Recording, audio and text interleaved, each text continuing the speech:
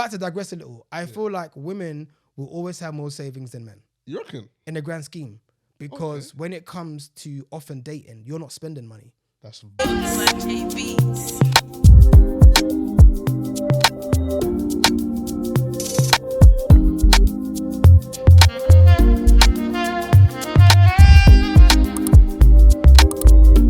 Yes, my people, welcome back to another episode of the Money Ties podcast with your boy Clarence K, also known as CK Talks Money.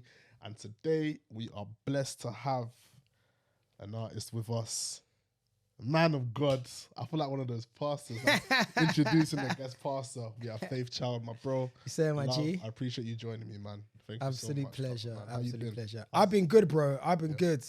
Living that married life now. So, Yes. How long has it been now? 3 months now. Okay, nice, Yeah, man. How's yeah. it treating you? Don't incriminate yourself. You know we're You know recording. what it is, so- yeah. And I've been saying this, yeah, that marriage for me is friendship 2.0. Yeah, I love that. You know, it's like nothing has changed. We live together and we're having sex now. That's literally the only difference. Big differences. The right way. Yeah, the right way. Man's doing it in marriage. Yeah. So Love yeah, that. it's good, man. I'm Yeah? grateful. No, I love that, man.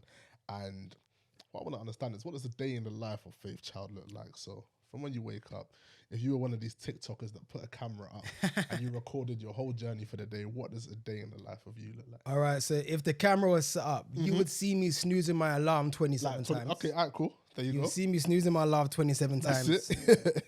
You'll probably see me try and spoon my wife until Okay. she tells me she's trying to sleep. Okay. And then I'll get up, jump on my lappy. Yeah. Actually, before I get on the lappy, I've done this thing where I try to open the Bible app every morning Nice. before I open TikTok or Facebook or WhatsApp. Nice. Channel your mind. Only because like my life is genuinely so busy, I can get in a routine and be like, yo, I ain't really read my Bible. Word on I that, would pray, but I just want to really get a scripture for the day or read a chapter or something to just to put my mind into, just to align myself, so to say. Love that. But Love that. the day might have me writing songs for commercials, so sync music. Cool. It might be me going studio. It might be me working in comms, doing marketing. Might be me presenting on television. My life and my day varies. It varies from day to day. Tight schedule. Tight schedules indeed. I can imagine. Nah, sick, man. And with what you do, so I know you've mentioned marketing, you've mentioned commerce and stuff. So what is your main area? What do you do? If someone said to you, who are you? What exactly would you say? What's the first thing that comes to mind? You know what? I went somewhere last week and someone said, what do you do? And I paused for like, no word of a lie, like 15 seconds. And I was like, which one do I tell them? Choose, Because I do many things well. So I can just say I'm a presenter and that's legible. That's it. I could say I'm an artist and that's legible. I could say that I work in media, doing production, film production or whatever, and that's legible. Cool. So it kind of struggles. So I think it kind of depends where I'm at. Sometimes I just say I do youth work. Okay. And that's just like the easy way just to get out of a situation. Do you change your answer depending on your environment, would you say? Probably yes. Probably yeah, yes. Okay. And again, I feel like being a musician is the hardest thing to tell someone that you're a rapper. Because I feel anyone can be a rapper. And also, again, being a rapper doesn't also show how serious or how accomplished you are. Got you. So for me to now blow my own trumpet is a bit weird for me. Yeah. So I would rather not say I'm a rapper. You want someone else to and say, let someone else say, yeah. So that's how I prefer to play when people ask me what I do for a living. Nah, sick, man. And when you think about what you do, would you say you're doing what you love? Yes, I'm doing what I love. And even when you do things you love, there will always be an element you don't like.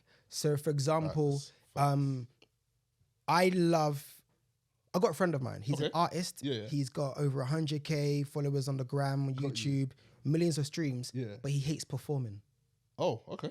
He hates performing. He would rather just make music in his house, in silence, leave it as in his own corner, and But right now I think he's in Canada at the moment. Sick, man. Performing on tour. Great. But he doesn't Doesn't enjoy it. Yeah. So there'll be always been an element. So I'm trying to think, what's the element of music I don't like?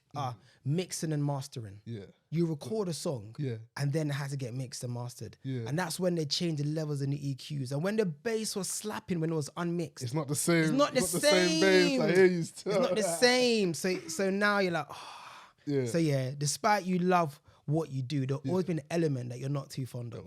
It might be the commute. Yeah. You know, wherever. Yeah, and I feel like that's a big message to take away, because even me coming from the corporate world, doing what I do, there's not a job I've had where I can say I loved everything.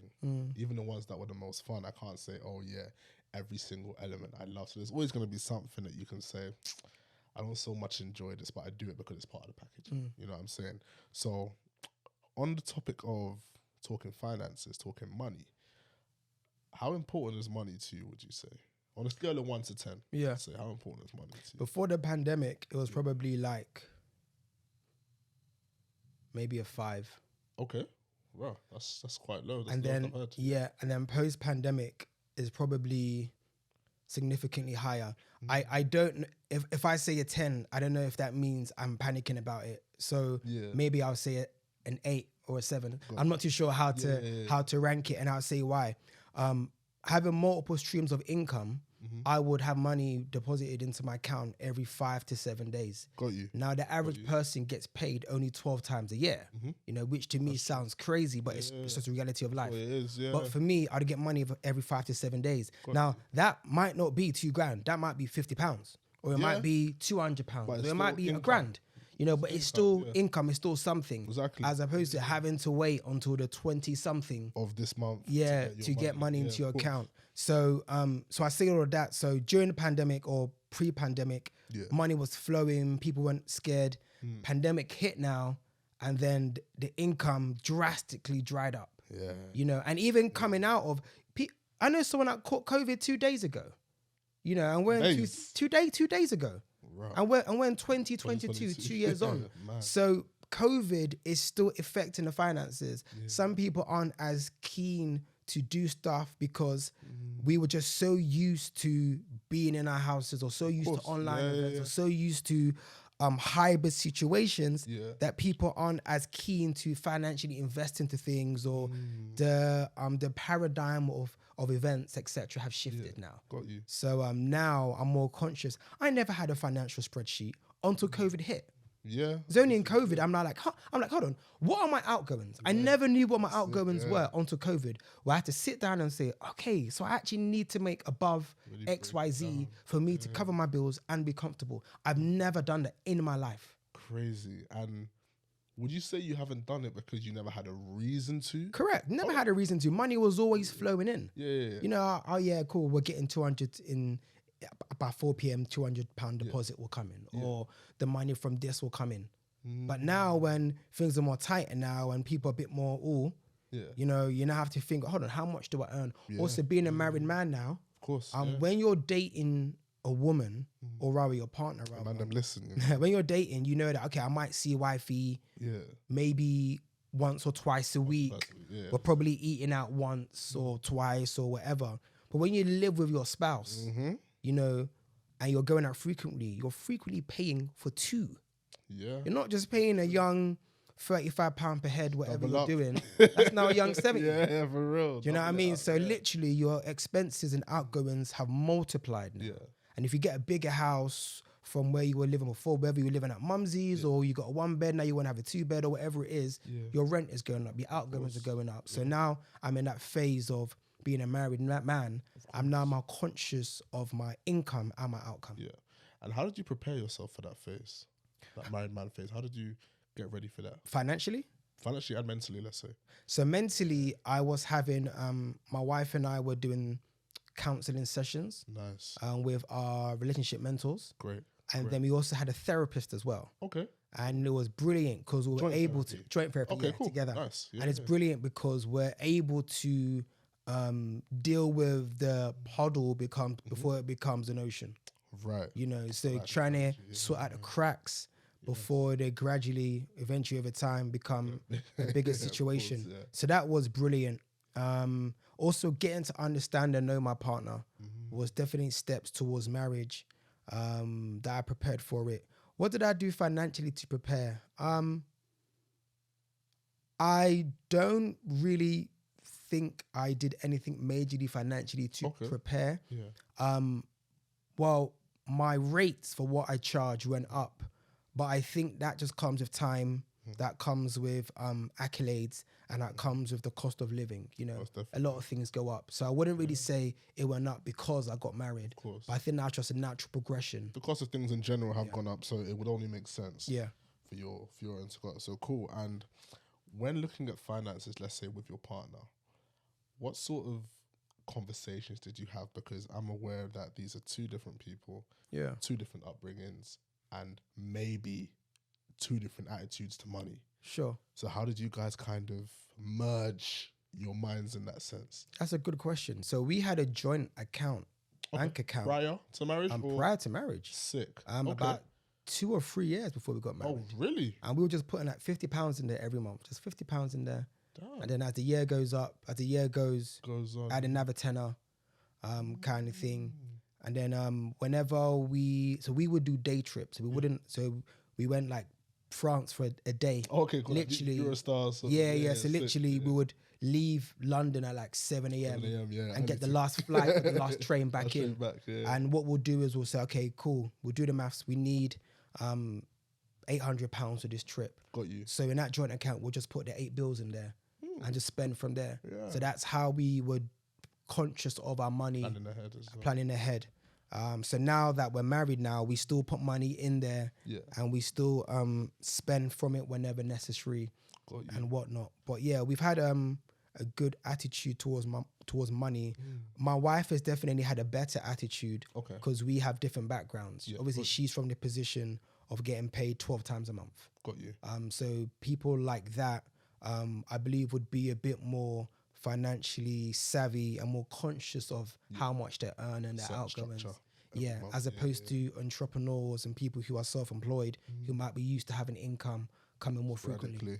Yeah, no, that's really, really good. And on that point of the joint account, because I can nearly guarantee some people are going to hear this and be like, a joint account before marriage. What is it that pushed you to do that? Because for me, I think it's great and I think it's very intentional. Yeah. But how would you combat someone that says, oh, but we're not together as in married, so why would I have a joint account? You know? Sure. So I think it's down to the direction in which you're heading in. So my wife and I would have got married in 2020. Okay. We would have got married, but we decided not to get married in 2020. Yeah. With that being said, we've been together for 5 years. So it was about maybe 2 years into our relationship that we set up a bank account. 2 or 3 years. I think it was 2 years into our relationship. Yeah. And we knew we were heading towards marriage. Now, I don't really remember the reason why we did it. It wasn't even like we had money issues or... just like, let's get a joint account, just put money... I think we wanted to build together. Okay. And I think that was what it was. And £50 a month is nothing. It's not like we're saying put your salary or put 5 on, you know what I mean? Or put something crazy. Yeah. So £50 is light. Yeah. So it's not like we're demanding for... Not crazy, Yeah, right. So I think in a grand scheme, if anybody... boyfriend and girlfriend, even if you're a teenager and you have small income or, do you know what I mean? £50 or £20 is not, you know what I mean? It's something light. It's not going to hurt you. It's not going to miss it. Exactly. So I think because there was such a small amount, we were key. And I think when we saw, and essentially, that's £100 a month, 50 from her, 50 from mine. End of the month, you got 1,002. Yeah, and it's a bit like, yo, we got 1,002 in here, you know. What should we do with it? You know what I mean? And then okay, next year if we do it again, we'll have another 1,002. Okay, let's add more money, so it won't be a 2,004. It might be £3,000 this time or whatever. Reward mindset. Yeah. Saving can become addictive. Yeah. It can be a challenge, but once you see it going up, will be addictive. I know a friend of mine, when we used to go out. She's a woman. When we used to go out, me and the lads and her, she would say, I ain't got no money, and we'll cover her. Yeah. This woman went to go and buy a house. And then I realized I had no money to spend was silent. On Nando's. Because what she was doing was she was putting her money aside, so her savings was there, but her spending money was depleted. It was different, You know, cool. I'm about to digress a little. I feel like women will always have more savings than men. You reckon? In the grand scheme. Because when it comes to often dating, you're not spending money. That's very true. So even if I'm taking you on a date and it's £35 each, I've just spent £70. Yeah. You haven't spent 35. It's zero for you. You might have spent hair on your money or makeup, Like your parking, whatever kind of thing. But in the grand scheme, Yeah. you know, you haven't spent as much. And that's not like to knock anyone. I'm just No, saying. of course. It just is what it is. It just is Yeah, what it is. Yeah, got you. So yeah, I was surprised when she said she bought a house and I was still living at Mumsy's at the time. Yeah. Me and the man were still living at Mumsy's. And she's got her own crib. All that money, all that Nando she was chopping, it was coming from you lot's account. Nah, I hear you on that one, bro. Yeah. And on the topic of even you and your partner, did you ever discuss your attitudes towards money and where they came from? So let's say, for example, any principles you have towards finances or money. Did you guys ever talk about that? I think we more or less did. Okay. But probably not as directly. Yeah. So for example, like I think we were doing some maths for something. And she's like, okay, cool, we're gonna have to, it'll take us 6 months or whatever to get this money. Yeah. And I was like, oh no, we can get it quicker than that. And she's like, how? I was like, I don't worry, it'll come. Yeah. But with her, she just wants to know, well, she's like, well, if I earn XYZ and I'm saving £500 a month, the maths tells me it will take me 3 months to save 1,500. Got you. But for me, be like, nah, it's cool. Yeah, I'll figure it out. Yeah. So I think, and again, that's also affected my mindset towards many things. Yeah. Because money comes in or things just happen or I can believe and have faith in God will provide and make it work. Man. I'm a very optimistic person. Right. You know, but with anyone of a disposition who has had to live by the book and live by figures and live by the numbers, they won't be as optimistic as someone who hasn't come from a background of that. Someone who money hasn't been an issue for, they won't have as much concerns as a person who has had to account for every penny. Got you. Kind of thing. Got you. So yeah. And in that space, did you ever see a concern with your two different ways of thinking, or did you just kind of meet in the middle and say, my wife helped me to provide more stability to my income. Yeah. So them ones was like, okay, cool. Okay, if COVID is to happen, these aren't her words, but I can create scenarios. Okay, cool. Let's say a COVID was to happen. How can you COVID proof your business? Okay. So that's the kind of mindset. So she'd be like, okay, cool. If XYZ, how can you ensure that you can make money whilst you're sleeping? She's quite risk averse then. Yeah, so she's quite brilliant Yeah. to putting those kind of contingencies in place and whatnot. No, that's really good because it's like you're dealing with two people from different mindsets, but it's just amazing how her way of thinking even helps you. Yeah. And certain things that you think probably even help her as well. So that's actually really good. And growing up, would you say you ever had any level of, let's just call it financial education at home? From parents, siblings? You have siblings? Yeah. Cool. I'm the baby of 5. Oh, on 5. So, okay. so I got okay, 4 cool. older siblings. So with them, is there anything that you learned or you saw growing up that made you think, oh, when it comes to money, I need to make sure this is the way it is? So my brother, he's a businessman, and he, more so in my older years, I've seen him use his reach to turn it into income. Okay. So it's like, oh, I know people. Yeah. Okay, how can I gather people and then monetize it? You know, so we'll put on events. Yeah. You know, and we'll have people pack out. Yeah. we'll pack out a room and then put tickets on the door and okay, cool. He's made XYZ. Got you. So seeing him do that was brilliant. Yeah. But I did my first solo headline show for my album in 2009. Okay. So I've been aware of doing that kind of stuff. Yeah. But seeing him do it and just seeing how he's able to get money and then essentially take money from there to offset it, to pay off that and just kind of move money around legally is something I've learned. My mum always kind of encouraged me to save as well, which was pretty good. I don't think I ever really had like a sit down where okay, let's XYZ. Yeah. But I definitely do know that there were things lessons that I learned along the way. Yeah, no, that is really good, man. And in terms of different things like, let's say here, this in social media, we talk a lot about investing. People talk about property, mortgages, and so on and so forth. Is there anything that you know now that you wish you knew sooner? Would you say? There are, and I'm trying to Even just one. think about. Yeah. I probably would have invested like in early Bitcoin. Yeah. Early Bitcoin. Yeah. But then I never heard of Bitcoin until maybe like 3 years ago anyway. Yeah, got you. But apparently there's been word going around for 10 years. It has. So I would have put a young £50 in Quick it, one. and that would have been something significant today. I definitely do wish I had invested in something. I can't tell you what. Okay. But a lot of money I made in was from music, and I put it back into music. Right. Okay. Recycle. Yeah. So I kind of wish I was able to put it in something else. However, with that being said, I'm grateful for all the money I put into music because it's got me to where I'm at today. That's it. Yeah. One of the best financial decisions I made was I used my student loan to part fund my first album. Wow. So whilst people were using the student loan for non-educational stuff like drip or whatever, I was fortunate I still lived at home, so I commuted. So you could, but I used my student loan to part fund my album, and I'm still making money off that. Nice. 10, 11, 13 years later.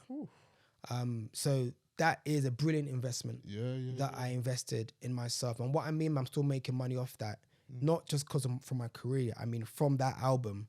Like MTV have licensed one of the songs. I like it actually. I like it. They licensed I Like It for one of their shows with Timberland, the clothing brand. Oh, sick. So we get money from that and many other stuff. And one of my other songs played in Curry's, and I think Dixon's is Curry's now. It's played in Curry's. So I'm still making money off that. But again, investment is always a risk. And I know you're told not to invest that which you're not willing to lose. I know people who have put crazy amounts in Bitcoin or in whatever sort of digital currency or cryptocurrency, and they've lost crazy figures. And I think someone once said to me that cryptocurrency and trading, it's not about being greedy. It's about pulling out. Once you've got a bit of a thing, just pull out. Don't get too greedy because your £50 will become 5k, it will become 7, then it'll go down to £200. And you'll be like, and the truth is, you never really had £200 anyway. You only had the £50. 50. That's what you really had. But because you see it going up, you think, I guess, and you can pull it out when it's at 5k and then it goes to 7. Like, oh man, I could have made £2,000. But the truth is, I think money is about not being selfish with it. And my attitude to money is quite, one can say I'm frivolous with my money. But I'm not frivolous to a very bad account in which I use my money on other people. Got you. So I give money to charity and homeless people. So frivolous, not wasteful. Yeah. So I'd give it to, like, if I see someone in KFC and I feel like, I remember there's a local KFC, Morley's near my brother's place. And whenever I'd be there and I just randomly just pay for people's food. I just do that, and I feel like I'm blessed to be a blessing. It's not that I'm a multi-millionaire. A lot of people wait to when I'm rich, I'm gonna do this. When I'm rich, I'll look after Mumsy. Look after Mumsy now. You don't. I'm gonna buy Mumsy a house. Okay.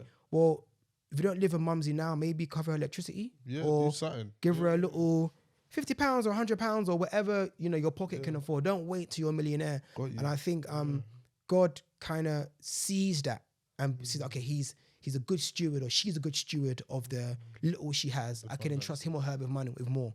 So that's how I do my thing. No, that's amazing, bro, man. And I really liked what you said about the investment you made in your album, 2009. You said 2009. Would you say at the time, did you always know that was gonna reap dividends down the line, or did you just do it because you knew this is money I have? This is a dream I have. I'm just going to go for it. It was more so I'm just going to go for it. So, for example, I did know that once I finish the album, I will sell it. Of course. And then I'll recoup money back. Got you. So I knew I'll do that, but I didn't know to what degree. So someone can say, I know if I put in £100, I get about 10k. But no one can really guarantee that. We can't. So unless you have a very hot product that is going to sell. So unless you're like a Billie Eilish or a Justin Bieber, where you know that if I put this 100k in, I will recoup back 10 million. It's much, yeah. Then yeah, but the truth is many people can't. And you see it with people with platforms like TikTok or Instagram, they'll put on a meet and greet or put on a show or brunch, and they would have like the figures, but that won't convert into sales. Yeah. And I think many people think that just because you have a following, it will automatically convert into sales. And that isn't necessarily always the case. Like somebody might follow a pretty woman because she's a pretty woman, but not necessarily because they want to buy into what she's selling. Yeah. Like she wrote a book, you wouldn't buy it. But Exactly. You look at the photos. Yeah. So that's how the metrics and conversion isn't always guaranteed when one has a platform.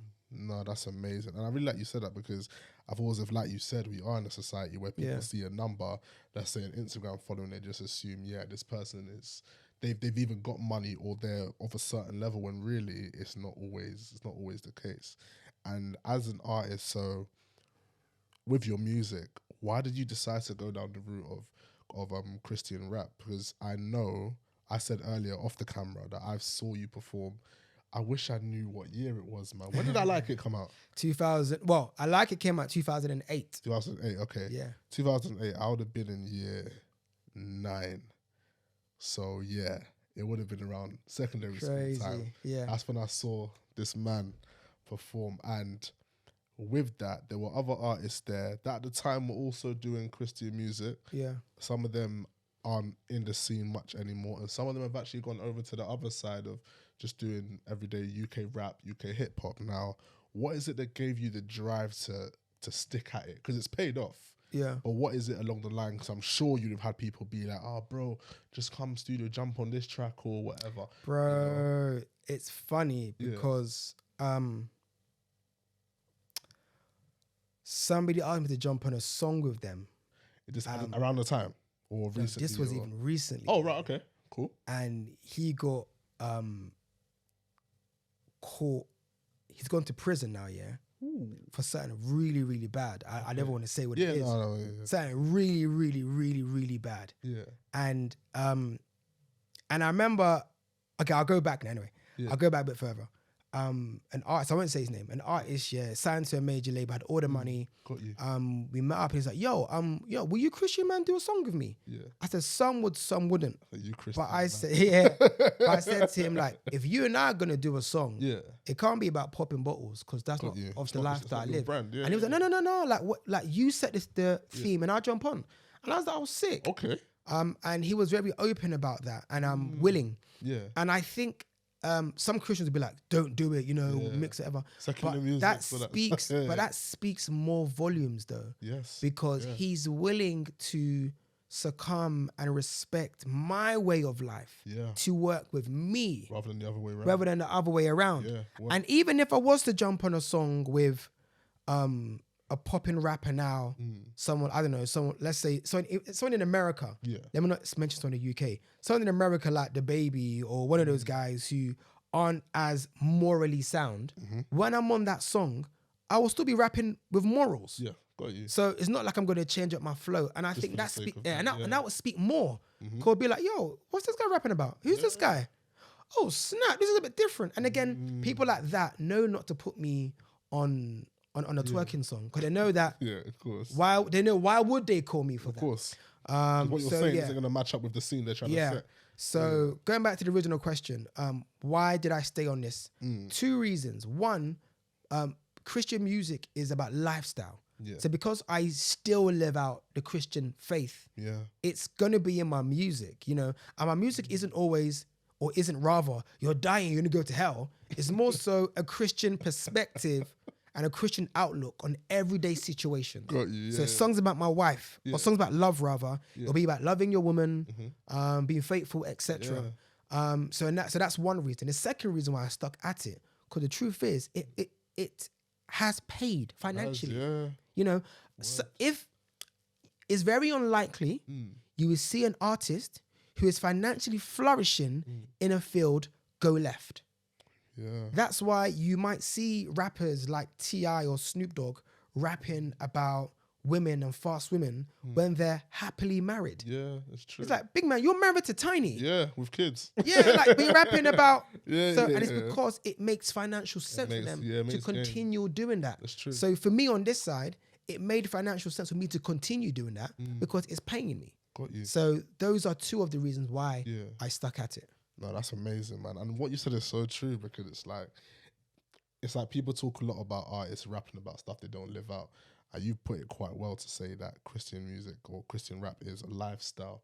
It's not just about rapping for the sake of it or you know, condemning somebody for their lifestyle. So that's sick, man. And let's talk a bit about the MOBO Awards moment, man. Yeah. How did that feel? Bro, it felt amazing. Yeah. As they say, delay is not denial. So I should have got my first MOBO in 2009. Okay. And I didn't win. Governor B won it. That's my G. He won it.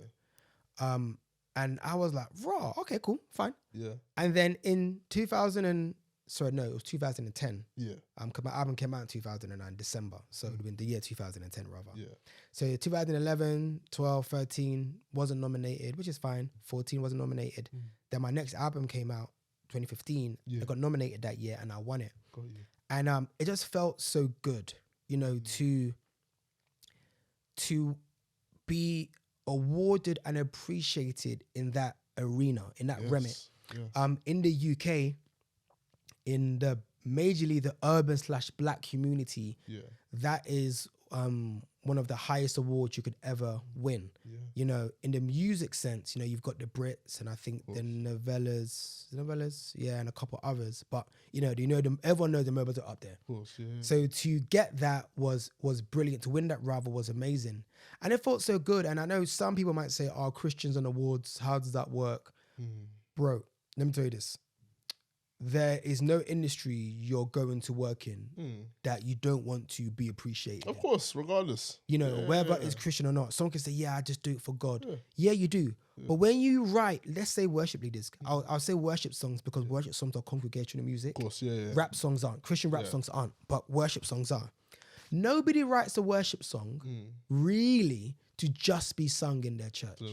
They will love to serve the body of Christ as a whole. It spreads over. You know what I mean? If I write a song, I would love for the Catholic Church to sing it, or for an Anglican or Pentecostal church or whatever. So everybody has that. Don't be, and I think it's not about now going mad crazy where that's now your own focus, you know, because it's a bit bigger than that.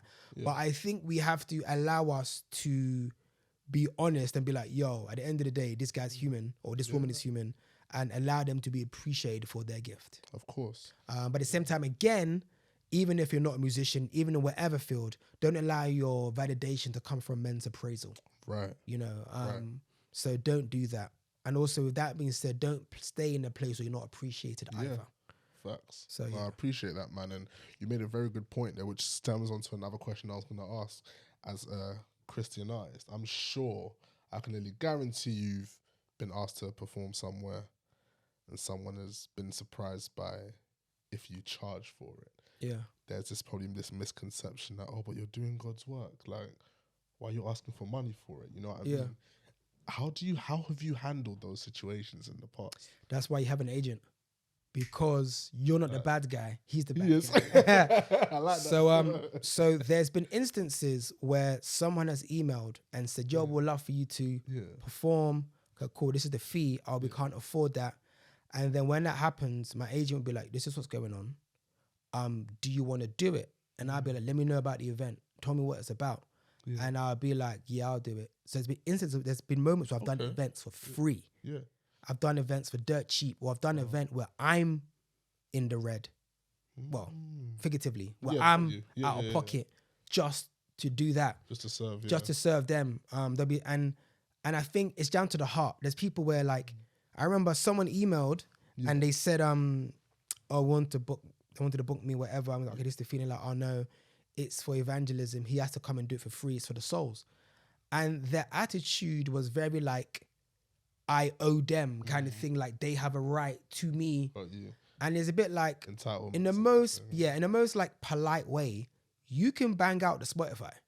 Yeah. You can play the Spotify, like that's fine. Phone and you'll be good. Yeah. But for me to get there, it's not as straightforward as me turning up, because for me to leave my house to turn up to any function, it's going to cost me minimum, whatever it is, at least £80. Regardless, at least because I'm gonna have to cut my hair. Yeah. I'm gonna have to cut my hair, which is £40 now. Exactly. I mean, £40 to cut my hair, which is £40. I'm gonna have to get transport there, whether I'm gonna drive or get an Uber or top up fuel or whatever, potentially pay for parking. Yeah. I mean, so it's actually gonna cost me money to get there. If I'm now preparing like with my band or whatever, we have to rehearse. They need to travel from 4 different locations to get there. Exactly. You know, so it's not as simple as just turning up. I need to wear something. You know, so there's many different phases and different aspects. But so if I know someone's attitude is quite entitled, I'll be like, you know what, we're not gonna do it. But another key thing also is prayer. I pray, be like, God, should I do this event? And even the ones that are paying good. Should I? Is the money's great, but should I actually do this? Do you want me to do this? Should I be? And not every open door is from God. Fact. You know, just because you're making the stuff is coming in, the booking's coming, doesn't necessarily mean that you're meant to go it's meant from God. And because the money isn't coming in, that also doesn't mean it's not from God either. So yeah, there's been instances, but I think it's about knowing and being flexible. You know, we could charge them only half, or I got a friend of mine where he does 10 charity gigs a year. Okay. That's a quota. We'll do 10 for free. Just do for free, free or for dirt cheap or for nothing every year. And once he hits his quota, that's more or less it. Unless he's like, you know, I need to do this. He might do an 11th one. But we always play it by ear. You can kind of tell when someone's just honoring you. If you're trying to fly in Kurt Franklin, and you're only trying to pay me $5, I'm no. I got you. Because Kirk's flight is more than my booking like fee. a bag. Do you know what I mean? Bag already. Kirk's business flight or first club, whichever one costs more. It's going to be more than what I'm charging. Of course, It's going to tell me I'm $5. Nah, I ain't doing that. Respect my... Yeah, so yeah, you got to know when to say, nah, it's calm. It's calm. I hear you, man. And that's your passion. I know I can tell that you're passionate about music. So do you ever kind of get swayed by the passion you have for music that you're just like, you know what? Because me personally, there's things that I've been passionate about and I've done it for free. And people around me will say, oh, why are you doing it for free? Always take something. Do you ever get into that mode where you're like, oh, but I love music, so I'm just going to do it anyway, you know?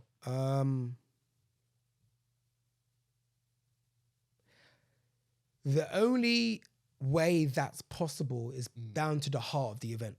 Okay. Or the heart of the thing. If I know, you know, it's a good cause. You connect with it. Yeah, then I'll do it. Got you. I don't know if how that would work in any other sense. Maybe someone wants to do a feature and I'm like, you know, they can't afford the feature. They were young up and coming artists. Let me just pour into them. Got you. And I'll do. And I thought that's the thing, never forget where you came from.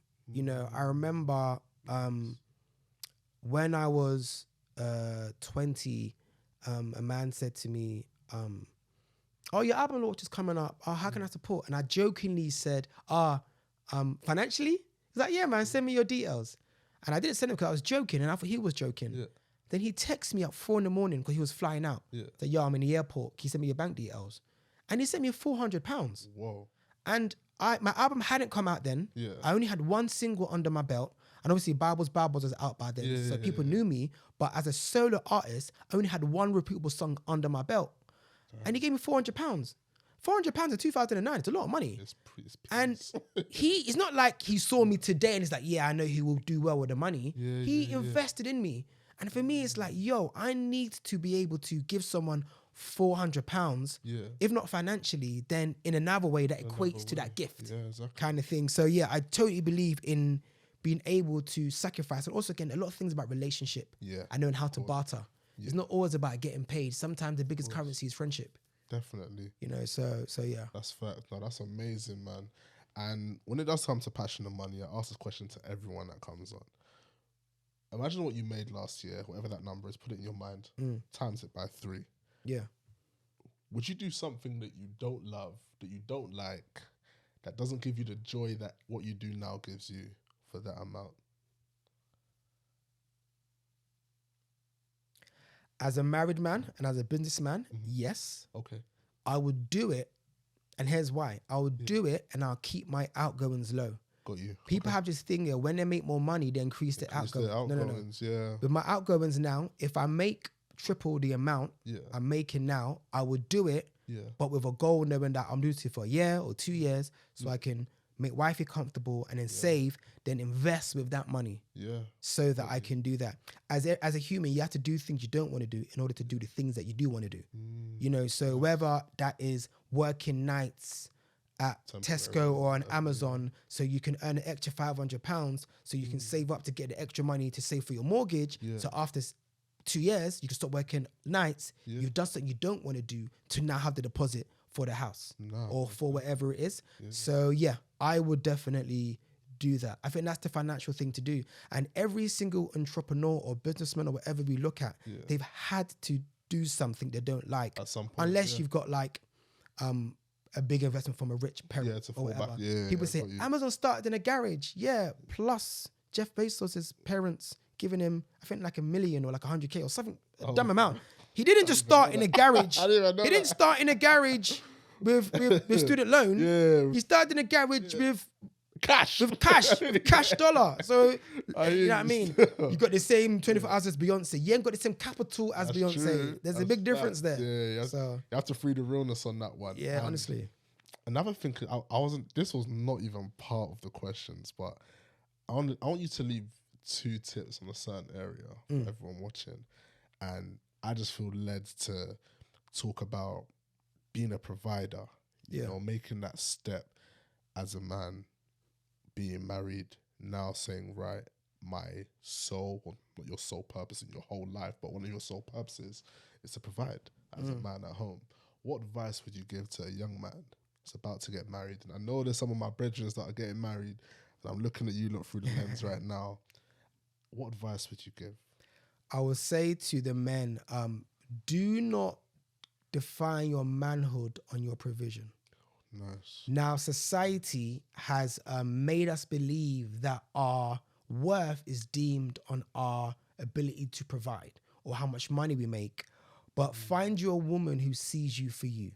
Now, in saying that, I'm not saying be a bum, but understand that you are more than your money. Yeah. Because there are going to be moments potentially in life where your wife might earn more than you. Yeah. You know, you might get a pay cut, or she might just get a banging job. Yeah. I remember I said to myself many, like 10 years ago, I'll never want my wife to earn more than me. Only because, you know, we only be able to give her something that she can't give herself, that kind of thing. Yeah. There's someone said, okay, what if your wife's a brain surgeon? And I said, boy. And I was like, good question. Yeah. And for me, I know that my worth isn't in my ability to provide, but is in my person. Yeah. And I think, yes, it might look from the outside that women want men who are wealthy and that's the only thing they look for, or they might shun a guy who's not as wealthy.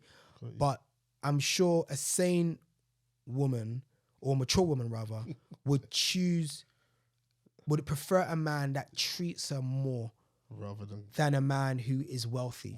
Because you can, if you're just rich but you don't treat me good, no woman really ideally wants to be in a situation but also don't want to be with a broke guy who doesn't. You know what I mean? So this life has balance. Yeah. So my key thing is, I'll just say to you, brother, just don't define your manhood.